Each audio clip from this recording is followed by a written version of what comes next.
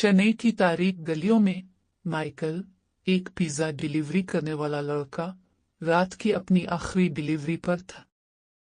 वो जाना नहीं चाहता था, लेकिन काम करना जरूरी था।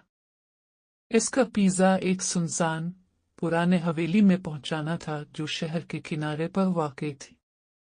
जब उसने दरवाजे पर दस्तक दी तो वो खुद बखुद चरचुराते हुए खुल गया। अंदर की हुआ भारी और बोसीदा थी, और एक टिमटिमाता हुआ मोमबत्ती का हल्का सा उजाला सिर्फ हवेली के पुराने ज़वाल पजीर अंदरूनी हिस्से को रोशन कर रहा था। कोई पिज़्ज़ा लेने वाला नहीं था।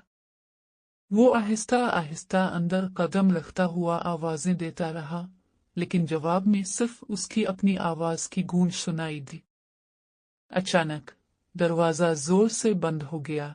कमरे में गहरी खामोशी छा गई। फिर बगैर किसी पेशगी इत्तला के मोमबत्ती बुझ गई और कमरा मुकम्मल अंधेरे में डूब गया। घबराए हुए माइकल ने अपना फोन निकाला। फोन की मध्यम रोशनी में उसे कमरे के कोनों में चंद हियोले खड़े दिखाई दिए। वो पहले वहां नहीं थे। इसकी सांसें रुकने लगीं जब उसने उनके चेहरे देखे, बेजान, मुले तली, खाली आंखों वाले चेहरे जो सीधा उसकी तरफ देख रहे थे। वो साए आहिस्ता आहिस्ता उसकी तरफ बढ़ने लगे, उसका नाम पुकारने लगे। उनकी आवाजें बिगड़ी हुई और गैर इंसानी सी थीं।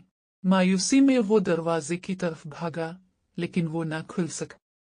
सरगोशियां बुलंद होती गईं और उसके दिमाग में खौफ व हरास भरने लगा।